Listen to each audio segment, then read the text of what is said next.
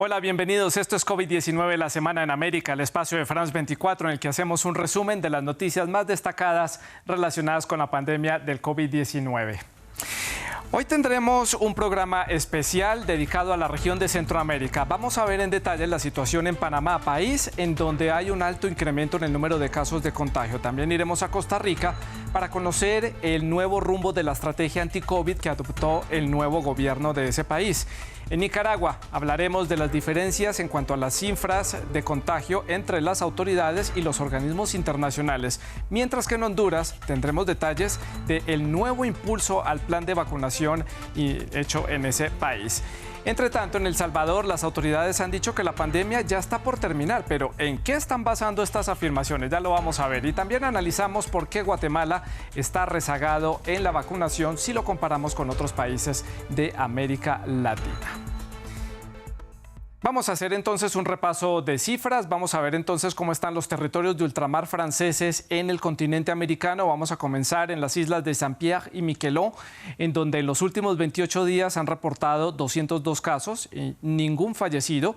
En el lado francés de la isla de Saint-Martin, recordemos que esta isla también tiene una parte neerlandesa, hay 323 casos reportados en los últimos 28 días, pero tampoco hay víctimas mortales. En la vecina San Barthélemy hay 179 casos y 0 fallecidos. En Guadalupe, en donde la crisis sanitaria golpeó con fuerza, han reportado más de 9.943 casos en los últimos 28 días, pero ninguna muerte hasta el momento. Martinica reporta más de 5.600 casos y también reporta 0 fallecidos. Vamos a terminar esta ronda en Guyana, en Sudamérica, en donde han contabilizado más de 1.330 casos, pero solamente una persona fallecida. Comenzamos esta ronda en Panamá, país en donde hay una alta vacunación, pero recientemente también han comenzado a aumentar drásticamente los casos de contagio. Vamos a conocer los detalles con Óscar Zulbarán en Ciudad de Panamá. Óscar, gracias por acompañarnos hoy en el programa. Y bueno, ¿qué es lo que está sucediendo en Panamá? ¿Por qué están aumentando los casos de contagio drásticamente? Desde febrero no se reportaban en Panamá más de 3.000 casos de COVID-19 en un día y durante esta semana, por varios días, esa ha sido la tendencia, 3.300, 3.500 casos. La positividad ya ha superado el 20% y las autoridades han confirmado que el país se encuentra en medio de una quinta ola de contagios, aunque también han manifestado que en este momento no representa una amenaza para la capacidad hospitalaria.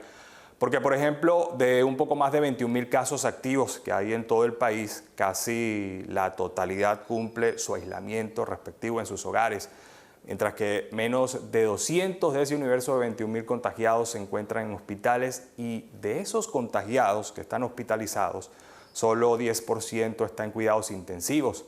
Una cuarta parte de los casos que se han reportado durante los últimos días en Panamá corresponden a la subvariante BA.2 de Omicron. Óscar, Panamá es una economía muy importante para la región. ¿Qué están haciendo allí las autoridades para la reactivación, para fomentar un poco también el emprendimiento y recuperar esos 2 años perdidos que dejó la pandemia hasta el momento? Recordemos que Panamá en medio de la pandemia registró una histórica caída de su economía en 2020 después de experimentar un crecimiento constante de varios años. El Producto Interno Bruto se contrajo en 17.9%. 2021 fue el año de la recuperación, creció 15.2%, coincidió precisamente con el inicio del proceso de vacunación. Ahora mismo Panamá es uno de los países de la región con mejor proyección de crecimiento en 2022. Sin embargo, la pandemia ha dejado a la economía con una deuda mayor, con un déficit fiscal que pasó de 2.9% del Producto Interno Bruto a 5.5%. El Canal de Panamá, la producción minera, la construcción han sido importantes para la economía en Panamá en esta etapa y precisamente el área de la construcción con la mano de la inversión pública es una de las principales apuestas en los planes del gobierno para reimpulsar la economía. Óscar, mencionamos repunte de casos. ¿Esto se traduce entonces en reimposición de restricciones o el gobierno ha considerado simplemente empezar a levantarlas de una manera gradual y cuáles se mantienen? En pocas semanas se cumplirá en Panamá 2 años del uso obligatorio de la mascarilla, si bien es cierto que desde el pasado 28 de marzo se eliminó su obligatoriedad en espacios abiertos donde no existan aglomeraciones. Las mascarillas siguen estando vigentes y es una de las medidas que las personas esperan que se quite del todo. Ante el repunte de los casos, más que plantear o tomar nuevas medidas, el gobierno ha hecho un llamado más al autocuidado, a mantener las medidas personales de bioseguridad para frenar los contagios. Y por otra parte, a finales del mes de abril hubo un anuncio de la aplicación de una 4ª dosis de la vacuna para personas mayores de 12 años que sufran enfermedades inmunosupresivas y también de forma voluntaria para los mayores de 50 años. Oscar, muchas gracias por este reporte desde Ciudad de Panamá. Vamos a ver más números, vamos a irnos entonces a conocer el panorama general en la República Dominicana. El acumulado de casos en este país llega ya a superar un poco más de 580.200 casos desde el inicio de la emergencia sanitaria hasta el día de hoy. Han fallecido más de 4.300 personas. El 54,49% de los dominicanos ya tiene el esquema completo de vacunación, mientras que han sido inoculadas 21,29 dosis de refuerzo por cada 100 habitantes. Continuamos en Centroamérica, vamos hasta Costa Rica. Allí el cambio de gobierno también significó un cambio en el rumbo de la estrategia para combatir el COVID-19. Muchas de las nuevas medidas recibieron críticas, también algunas terminaron confundiendo a los costarricenses. Por eso vamos entonces hasta San José. Allí está Cindy Regidor para conocer más detalles. Cindy, gracias por estar con nosotros en el programa hoy. ¿Y por qué fue tan controvertido este cambio de la estrategia, de las políticas, y qué fue lo que generó confusión entre los ciudadanos? Hola Santiago, sí, en efecto, el primer decreto anunciado por el presidente Rodrigo Chávez ha sido criticado tanto por cuestiones de forma como también de fondo. El Colegio de Médicos y Cirujanos, por ejemplo, dijo que la eliminación de la obligatoriedad del uso de las mascarillas resulta inoportuno cuando el país registra un alza en los contagios de coronavirus. Otras instituciones de sociedad civil, la Iglesia Católica y Evangélica han optado por recomendar que se mantenga el uso de la mascarilla. La Asamblea Legislativa, por su parte, mantiene vigente el acuerdo de uso obligatorio de mascarilla dentro de sus edificios. Epidemiólogos han dicho que el momento epidemiológico actual no es el idóneo para este cambio, ya que la cobertura de 3 dosis de la vacuna contra la COVID-19 es insuficiente y hay indicios del inicio de una nueva ola. El presidente dijo que el decreto lo que busca es darle la libertad y la responsabilidad a la ciudadanía. Cindy, es interesante ver que alguna de las críticas que recibió el gobierno fue por haber retirado la obligatoriedad en cuanto a la aplicación de las vacunas. Luego tuvo que retractarse. ¿Cómo manejaron esta situación? Bueno, sobre la vacunación contra la COVID-19, a pesar de que Chávez dijo el pasado 8 de mayo que el decreto eliminaba la obligatoriedad instaurada por el gobierno anterior, una vez que se publicó el contenido de ese decreto se lee más bien como una recomendación. Es decir, solamente insta a todas las instituciones públicas del Estado y al sector privado a no aplicar sanciones de despido en los casos de funcionarios que no cuentan con el esquema de vacunación de COVID-19. Para abogados y especialistas en derecho público, la obligatoriedad no ha sido eliminada, en tanto que el actual gobierno no derogó los decretos anteriores que la instauraron. Lo que Chávez ha dicho es que su gobierno respeta la autonomía de la voluntad de los costarricenses, que él recomienda a las personas que se vacunen, pero que deben ser ellas quienes decidan. Aquí en Costa Rica, el 85% de la población se ha aplicado una dosis, el 80% 2 dosis y solo el 43% cuenta con una tercera. Cindy, también fue levantada la obligatoriedad en cuanto al uso de la mascarilla. ¿Cuál es el balance que hacen las autoridades de esta medida y cómo lo han recibido los ciudadanos? Así es, el otro decreto ya publicado en el Diario Oficial elimina la obligatoriedad del uso de mascarillas. La ministra de Salud dijo que vigilarán el comportamiento del virus y de haber aumentos importantes en contagios y en número de pacientes hospitalizados, se puede devolver al uso obligatorio de mascarillas para proteger a la población. El decreto sí contempla excepciones, sigue siendo obligatorio el uso de tapabocas para todos los funcionarios de salud de primera línea de atención del sector público y privado y para las personas cuando requieran acceder a los establecimientos de salud del país. La mascarilla era requisito para ingresar a supermercados, a tiendas, utilizar el transporte público, asistir a centros educativos y centros de trabajo de cualquier sector. Ahora en transporte colectivo ya no es obligatorio, mientras que algunos centros educativos, restaurantes, bares, cines han dicho que dejarán a sus clientes elegir. El Ministerio de Trabajo, por su parte, informó que todos los centros de trabajo tienen la potestad de establecer como medida preventiva el uso obligatorio de la mascarilla. Cindy, muchas gracias por este reporte desde San José. Vamos de regreso al Caribe para ver cómo está la situación en la isla de Cuba, el único país de América Latina que desarrolló sus propias vacunas para inocular a la población, vacunas de las que hemos hablado a lo largo de este año aquí en este programa. El acumulado de casos de Cuba supera ya el 1.104.000 casos desde que comenzó la pandemia. Unas 8.500 personas han fallecido hasta el momento en la isla de Cuba. La vacunación del esquema completo ya supera el 87.95% de la totalidad de la población cubana. Es una de las cifras más altas del continente, mientras que el porcentaje de dosis de refuerzo por cada 100 habitantes ya llega a 62,59 dosis. También es uno de los más altos de toda la región. Y Nicaragua ha sido un país muy particular porque nunca declaró una emergencia sanitaria y también el acceso que ha tenido a las vacunas ha sido bastante irregular y muy dependiente sobre todo de la ayuda internacional. Vamos a conversar con Jorge Hurtado, periodista nicaragüense que cubrió buena parte de la pandemia estando allí en la ciudad de Managua y ahora está con nosotros aquí en el estudio de France 24. Jorge, muchas gracias por acompañarnos hoy en el programa y comienzo preguntándole por ese informe de la OMS que dice que el Ministerio de Salud de Nicaragua estaría ocultando más de 11.000 muertes de nicaragüenses por COVID-19. El gobierno dice que solamente fueron un poco más de 235 casos. Santiago, y es que este dato de la OMS solamente viene a confirmar al de otros organismos de sociedad civil que ya habían denunciado que las cifras oficiales no coincidían con la realidad de los fallecidos por COVID-19. Y aquí te doy un ejemplo. El Observatorio por la Transparencia y Anticorrupción de Colombia reveló a finales de 2021 que el gobierno habría ocultado entre 6.000 y 9.000 muertes por COVID. Esto entre 2020 y 2021. Varios médicos que hablaron con los medios bajo anonimato aseguraron que el gobierno intentó ocultar las cifras reales. Incluso si se compara a las causas de muertes en el país antes de la pandemia con 2020 y 2021, hay un gran excedente de muertes por diversas causas, pero que según el gobierno ninguna de ellas está asociada con el COVID-19. Otro organismo que denunció esto fue el Observatorio Ciudadano, un grupo independiente de expertos que dieron seguimiento a la pandemia en tiempo real. Según este observatorio, hasta hoy muertes asociadas al COVID-19 hay 6.000 en el país, aunque según la OMS más de 12.000 nicaragüenses murieron por el virus. Jorge, ya lo mencionaba yo que Nicaragua tuvo un acceso bastante irregular a las vacunas. No compró directamente lotes de vacunas para ellos, tuvo que esperar para recibirlas por parte de la comunidad internacional. ¿Qué dicen entonces allí? ¿Cómo avanza el plan de vacunación? Si es que hay algún plan de vacunación en ese país centroamericano.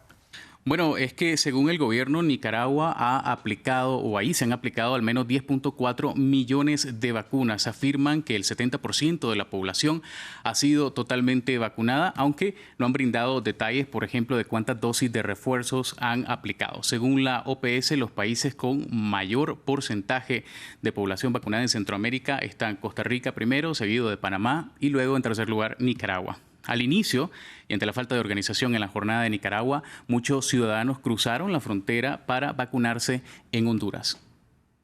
Y Jorge, ya para terminar, le pregunto más su experiencia como ciudadano nicaragüense. ¿Cómo fue estar en un país en el que no hubo un plan de acción, no hubo medidas restrictivas por parte del gobierno, ni medidas preventivas tampoco? Todo recayó básicamente en las decisiones que tomaban los ciudadanos. ¿Cómo fue vivir allí cuando el mundo entero estaba confinado y con restricciones? Bueno, desde el inicio de la pandemia, el virus fue minimizado por las autoridades, incluso muchos recuerdan una multitudinaria marcha que ordenó el gobierno con todo el personal médico del país en una especie de carnaval para demostrar que todo estaba bien. Pero la ciudadanía decidió autoconvocarse para realizar su propio confinamiento. La empresa privada se sumó a ese esfuerzo y fue cuando por casi 6 meses restaurantes, cines, centros comerciales anunciaron la suspensión de actividades y mientras la ciudadanía realizaba este autoconfinamiento, el gobierno también comenzó a convocar a sus partidarios a miles de actividades religiosas, culturales y políticas como si el virus no existiera.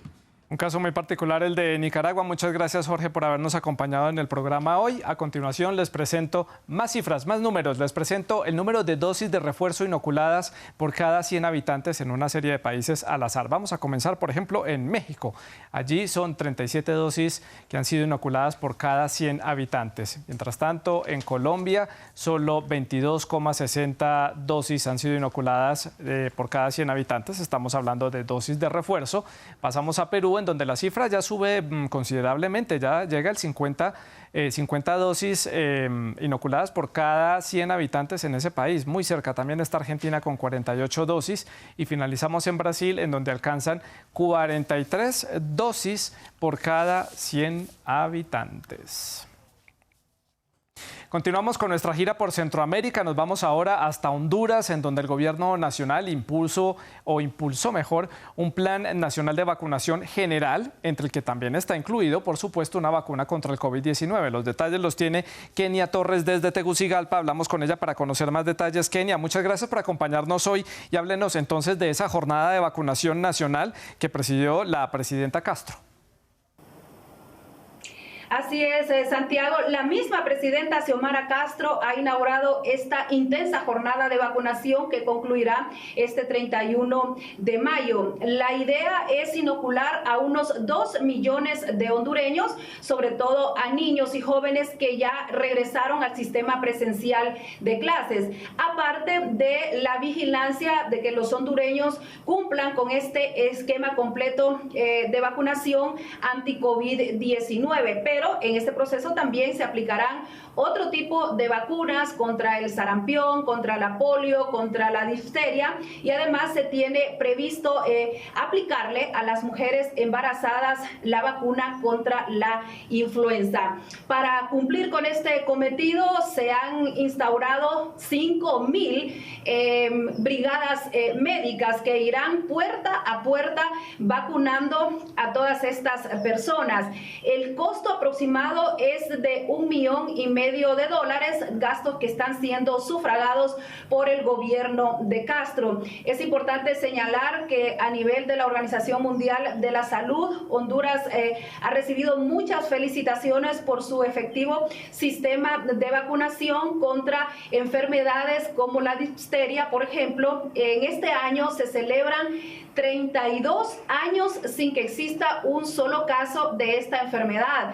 31 años de no tener ni un solo caso de poliomielitis y 26 años sin sarampión. Pero el principal objetivo en este momento también es empezar con la erradicación del COVID-19, que ha dejado más de 10.000 hondureños fallecidos. Sí. Kenia, quería preguntarle precisamente por las vacunas, porque Honduras ha tenido acceso a diferentes lotes. Recientemente recibió uno a través del mecanismo COVAX donado por Estados Unidos. ¿De cuántas dosis estamos hablando? Efectivamente, este donativo de 250.380 vacunas Pfizer que ha hecho Estados Unidos es la segunda asignación que le corresponde a Honduras con el mecanismo COVAX. La primera asignación de este 2022 se hizo recién en el mes de marzo, y ahí Honduras recibió casi 400.000 vacunas de esta misma casa farmacéutica. Cabe señalar que a pesar que en este momento en el país hay vacunas, de los 5 millones de hondureños elegibles, solo 3 millones se aplicó por lo menos la primera dosis, pero no se ha completado, por ejemplo, la segunda dosis de vacuna, menos la tercera. Por eso el gobierno y la Secretaría de Salud han intensificado las campañas de concientización, invitando a la gente a que completen estos esquemas de vacunación, más ahora que el mismo gobierno ha ordenado la reactivación de las clases presenciales en escuelas, colegios y universidades. Es importante señalar también que Estados Unidos, a través de este mecanismo COVAX, ha sido el principal donante de vacunas para Honduras. De lo más de 5 millones de lotes que han ingresado al país, Estados Unidos ha donado casi 4.5 millones de vacunas. En este momento, la curva de contagios ha descendido ostensiblemente. En la última semana solo se reportaron 11 contagios y ya se deshabilitaron los diferentes centros de acopio para enfermos y para la aplicación de pruebas anti-COVID que el gobierno había instalado en las principales ciudades del país. Kenia, y hablemos ahora de las restricciones allí en Honduras. ¿Cuáles se mantienen? ¿Cuáles han sido levantadas por parte de las autoridades? A estas alturas podemos decir que el país prácticamente ha retornado a la normalidad, y es que este es un paso que se tuvo que dar de manera acelerada el año anterior, a pesar de que los picos de contagio de COVID-19 estaban en lo más alto, porque Honduras recién reabría su economía cuando sufrió el embate de dos huracanes, ETA e IOTA, que acabaron prácticamente con el 80% de los cultivos de productos agrícolas, de palma africana, de café, de banano, que son los principales productos de exportación del país. Entonces, a la par de la reconstrucción, se dio la reapertura para el caso de aeropuertos, de las fronteras, de los centros comerciales, de la actividad de las pequeñas empresas. También se abrieron los escenarios deportivos.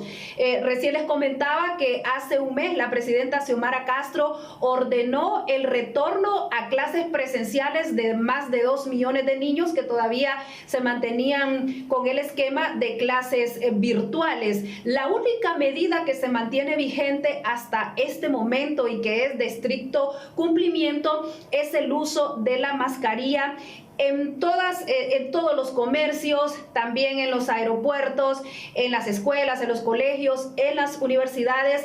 Es obligatorio el uso de la mascarilla.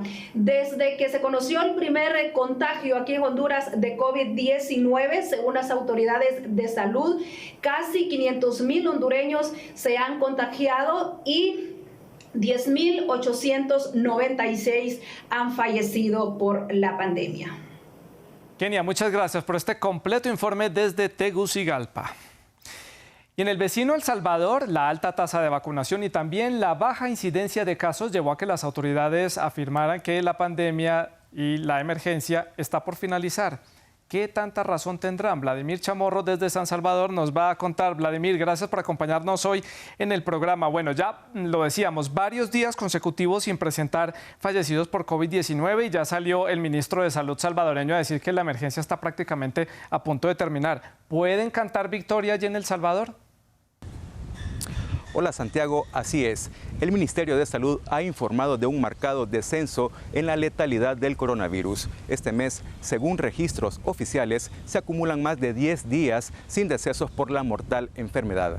Francisco Alaví, ministro de Salud, celebró este hecho asegurando además que en el país la pandemia está bajo control, manteniendo los casos de contagio en el mínimo. Incluso ha afirmado que la pandemia ya está por finalizar. De acuerdo con datos del gobierno, El Salvador únicamente acumula poco más de 4,000 fallecidos desde el inicio de la pandemia. Sin embargo, las cifras oficiales han sido cuestionadas por la Organización Mundial de la Salud y otros organismos internacionales que señalan la existencia de un subregistro que podría alcanzar hasta 4 muertes por COVID no registradas por cada deceso a causa del virus registrados por el gobierno. Vladimir, lo reportábamos en este programa que allí en El Salvador han levantado varias restricciones que había impuesto el gobierno. ¿Cuál es el balance que hacen las autoridades después de haberlas levantado? El Salvador ha levantado prácticamente todas las restricciones para contener el avance del coronavirus. La última medida en esa línea fue dejar de exigir el uso obligatorio de mascarilla a finales de abril, aunque las autoridades siguen recomendando a la población que las lleve puestas como una precaución ante la enfermedad.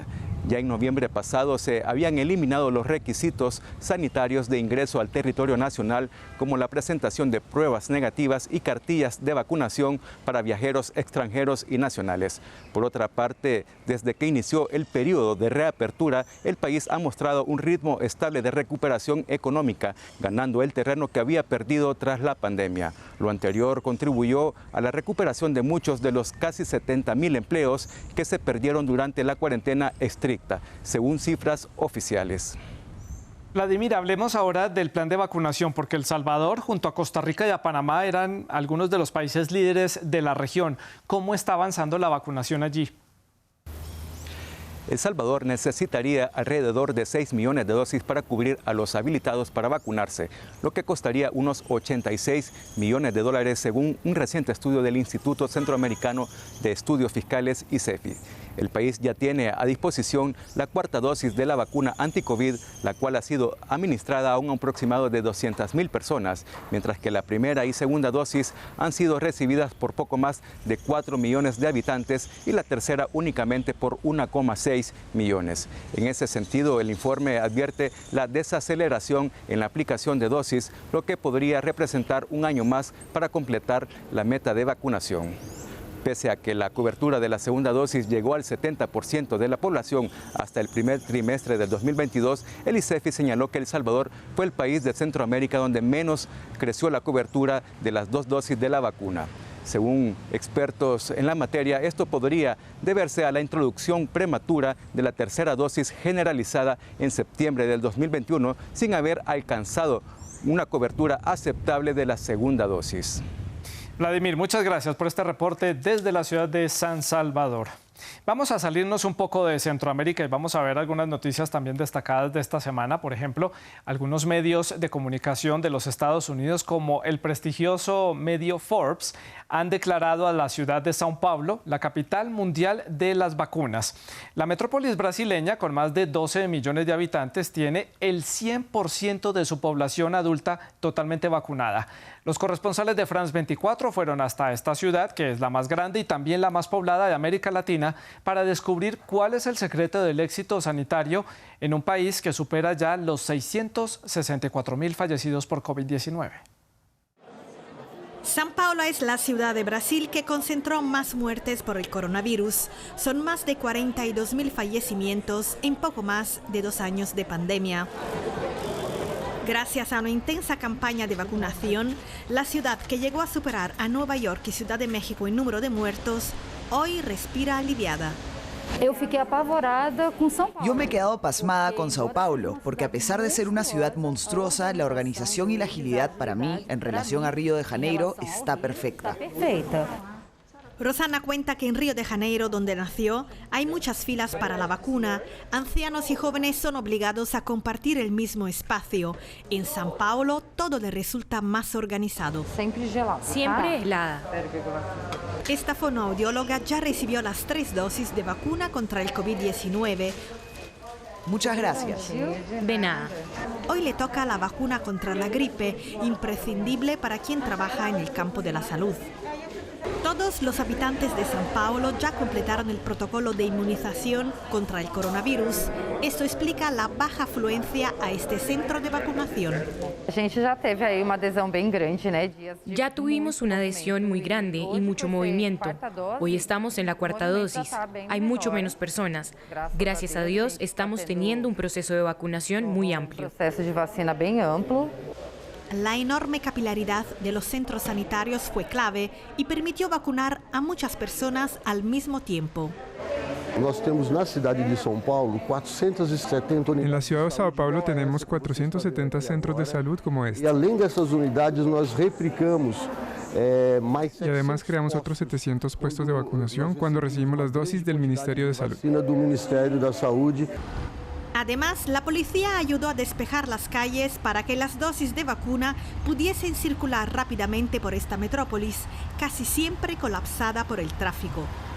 Gracias a Dios, con alto índice de vacunación, la población ahora... Gracias a Dios, con un alto índice de vacunación, la población ahora tiene la posibilidad de retomar la normalidad y los indicadores económicos van a demostrar que fue acierto y positivo seguir la ciencia. Quien siguió orientación de la ciencia. Todo un éxito a pesar del presidente Jair Bolsonaro, que boicoteó la vacuna china importada por el gobernador de São Paulo y llegó a decir que podría convertir a las personas en caimanes. Volvemos a Centroamérica. Guatemala es el país con la tasa de vacunación más baja de toda América Latina. Vamos a hablar entonces con Andrés Suárez para conocer detalles de qué es lo que está pasando allí. Andrés, gracias por acompañarnos en esta oportunidad desde Antigua, Guatemala, y cuéntenos cuál es el panorama general de este país centroamericano. Adelante. Hola Santiago, un gusto. Bueno, justamente aquí en su programa reportamos a comienzos de año la nueva ola de contagios de COVID-19 en Guatemala, pero a estas alturas del 2022, específicamente en mayo, se puede ver cuán relajado está el panorama en materia de salud. En el más reciente informe presentado por el Ministerio de Salud guatemalteco queda expuesto que tan solo 14 de los 340 municipios del país se encuentran en alerta roja. Esto quiere decir que en estos 14 municipios que representan menos del 5% de la población se debe usar obligatoriamente el tapabocas y las otras medidas de contención como lavado de manos y distanciamiento social. El resto de municipios que corresponden al otro 95%, por ejemplo aquí en Antigua, están clasificados en alerta amarilla o alerta naranja, en donde no se hace obligatorio el uso del tapabocas, tan solo se sugiere que se siga portando. Esto en un país que a la fecha acumula 845.000 casos de COVID-19. Andrés, ya usted nos dice, se mantiene la alerta roja en varios municipios, pero hay un rezago de 2 años en la vacunación, en la inoculación del plan básico de vacunación. Poco más del 30% de los guatemaltecos tienen el esquema completo. ¿Cómo avanza entonces el plan allí? Santiago, efectivamente Guatemala es uno de los países que es señalado por tener las más bajas tasas de vacunación de América, porque mientras naciones como Estados Unidos, Dinamarca, España han logrado mitigar la pandemia gracias a esquemas de vacunación completos entre el 66 y el 83% de su población, en Guatemala el panorama es desolador. Aquí solamente se ha podido vacunar con esquema completo de primera y segunda dosis a un 34% de la población. Esto está muy por debajo de lo recomendado por la Organización Mundial de la Salud, la OMS, de que para que una nación pueda retornar a la normalidad, debería haber por lo menos vacunado al 70% de la población. En ese sentido, en Guatemala se han administrado 17 millones de dosis de vacunas, de las cuales solo 6 millones han sido de esquema completo. Y la población más vulnerable, que más desamparada y que menos vacunada ha estado frente a esta pandemia son los niños de entre 6 y 11 años. Andrés, efectivamente hay muchos problemas en cuanto al desarrollo del plan de vacunación. Incluso hay denuncias de vencimiento de lotes completos de vacunas que ha recibido Guatemala. ¿Qué dicen las autoridades sobre esto? El vencimiento de las vacunas ha sido otro de los lunares de un plan nacional de vacunación tardío aquí en Guatemala con respecto a otros países de la región. Aquí se comenzó a vacunar hace 13 meses, poco más de un año, y conforme no se han desplegado planes de vacunación masivos, se han comenzado a vencer grandes cantidades de lotes de vacunas en este 2022. El caso más escandaloso es el de la vacuna Sputnik, la rusa. Un 62% de las dosis que Guatemala le compró a Rusia se han desperdiciado. Esto corresponde a 4 millones de vacunas porque los guatemaltecos han preferido vacunarse con Pfizer, con Moderna y han rechazado la vacuna rusa, pero esto representa una pérdida de 40 millones de dólares y compromete seriamente la administración del actual mandatario Alejandro Yamatei con respecto a la pandemia de COVID-19.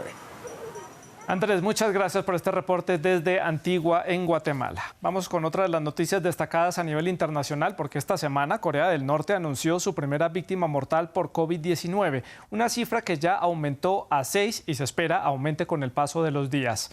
Según las autoridades, el virus ya se ha extendido por todo el país. Miles de personas están actualmente aisladas o están ya recibiendo tratamiento. Se está llevando a cabo también un bloqueo nacional ante el temor de que la infección generalizada pueda provocar una escasez masiva de alimentos en ese país asiático. Kim Jong-un visitó la sede nacional de prevención de epidemias en Corea del Norte. A primera hora del jueves, según los medios estatales, el líder del país se reunió con integrantes del Partido del Trabajo para hablar del brote de COVID-19 en el país. Su respuesta, declarar el estado de emergencia más severo y anunciar un confinamiento nacional. Según los medios de comunicación estatales, varias personas murieron y miles se enfermaron con fiebre y reconocieron que uno de los fallecidos fue contagiado por la variante Omicron. Según la agencia oficial de noticias, 350.000 personas han sido tratadas por fiebre desde finales de abril. Más de 180.000 norcoreanos están actualmente aislados y en tratamiento, aunque no se ha especificado cuántos positivos por COVID-19 hay. Se cree que la mayoría de los 26 millones de habitantes del país no están vacunados. Corea del Norte rechazó las ofertas de vacunación de la OMS, pero también de China y Rusia. Los expertos dicen que un brote podría ser una catástrofe.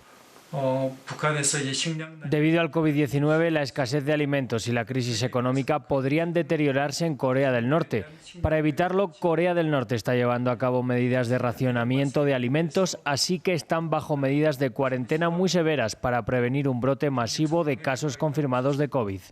Según los expertos, el virus llegó a Corea del Norte a través de una persona que cruzó la frontera ilegalmente desde China. Y demos un vistazo a otras noticias relacionadas con la pandemia que están destacadas en redes. El diario El País titula: la OMS calcula en más del doble el registro oficial del número de muertes por la pandemia en México. Según la investigación, el exceso de mortalidad por el COVID-19 asciende a 626,000 fallecidos. Esta cifra es 2 veces mayor que la casi de 300,000 decesos que arrojan los datos oficiales que fueron entregados en diciembre por las autoridades mexicanas. Y la Organización Mundial del Turismo reconoce a República Dominicana por su ejemplar recuperación turística. El organismo destacó la gobernanza y también el liderazgo para levantar la industria turística, que es la principal fuente de divisas en ese país caribeño. También destacó que República Dominicana tiene un amplio liderazgo en el desarrollo de turismo sostenible.